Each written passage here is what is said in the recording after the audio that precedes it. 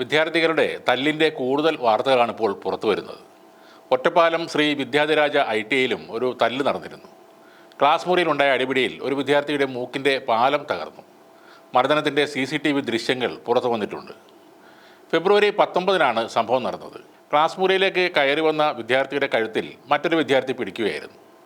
ഇതിൽ പ്രകോപിതനായ അയാൾ ചോദ്യം ചെയ്യുകയും വാക്പോര് മർദ്ദനത്തിൽ കലാശിച്ചതും ആ ദൃശ്യങ്ങളിൽ വ്യക്തമാണ്. പരിക്ക് ഗുരുതരമാണെന്നാണ് വിവരം.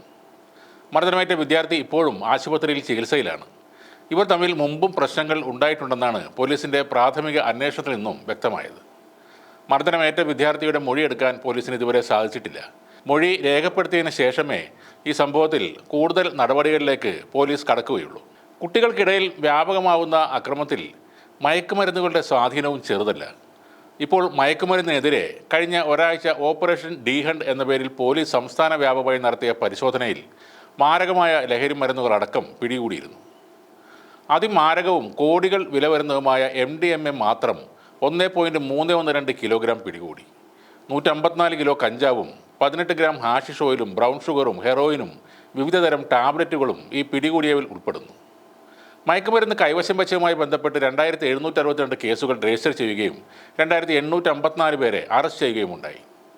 വൻതോതിൽ കേരളത്തിലേക്ക് മയക്കുമരുന്ന് എത്തുന്നുണ്ടെന്ന സൂചനകളാണ് ഒരാഴ്ച മാത്രം നടത്തിയ പരിശോധനകളിൽ പോലീസിന് ലഭിച്ചത്. ലഹരി മാഫിയക്കെതിരെ കർശന നടപടി സ്വീകരിക്കാൻ പോലീസിന് അനുമതി ലഭിച്ചാൽ ഇതിന് പിന്നിലുള്ള വൻ ലഹരി സംഘത്തെ കണ്ടെത്താൻ കഴിയുമെന്നാണ് സൂചന. സംസ്ഥാനത്തെ ആൻറ്റി നാർക്കോട്ടിക്സ് ടാസ്ക് ഫോഴ്സ് തലവൻ്റെ ക്രമസമാധാന ചുമതലയുള്ള ADGP മനോജ് എബ്രഹാമിൻ്റെ നേതൃത്വത്തിലായിരുന്നു ഈ പരിശോധനകൾ.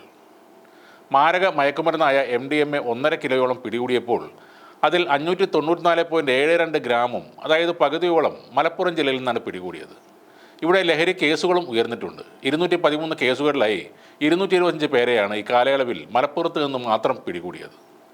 തിരുവനന്തപുരം ജില്ലയിൽ 403 കേസുകളാണ് എടുത്തത്. ഏതാണ്ട് 10 കിലോയോളം കഞ്ചാവും അവിടെ നിന്നും പിടിച്ചെടുത്തു. പത്തനംതിട്ടയും ആലപ്പുഴയും ഒഴികെയുള്ള ജില്ലകളിൽ നിന്ന് ചെറിയ അളവിലെങ്കിലും MDMAയും പിടികൂടിയിട്ടുണ്ട്. വൻതോതിൽ ലഹരി എത്തുകയും കച്ചവടം നടക്കുകയും ചെയ്യുന്നുണ്ടെന്ന് പറയപ്പെടുന്ന കൊച്ചിയിലെ കൃത്യമായ കണക്കുകൾ ഇതുവരെ ലഭിച്ചിട്ടില്ല. കുട്ടികളിലെ അക്രമവാസനക്ക് സിനിമയെ മാത്രം പഴിചാരിയിട്ട് കാര്യമില്ല.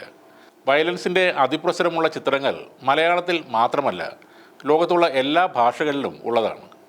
ഏറ്റവും കൂടുതൽ വയലൻസ് നടക്കുന്നത് സിനിമകൾ അത്രയ്ക്ക് വ്യാപകമല്ലാത്ത രാജ്യങ്ങളിലാണ്. Afghanistan, Yemen, Syria, Congo, south Sudan എന്നിവിടങ്ങളിൽ സിനിമയെ വെല്ലുന്ന രീതിയിലുള്ള വയലൻസാണ് നടക്കുന്നത്. നമ്മുടെ സംസ്ഥാനത്ത് അതിക്രമങ്ങൾ കുറയാൻ ആദ്യം കൂച്ചുവിലങ്ങിടേണ്ടത് സിനിമകൾക്കല്ല, നിയന്ത്രിക്കേണ്ടതും ഇല്ലാതാക്കേണ്ടതും ഇവിടുത്തെ ലഹരി കച്ചവടമാണ്.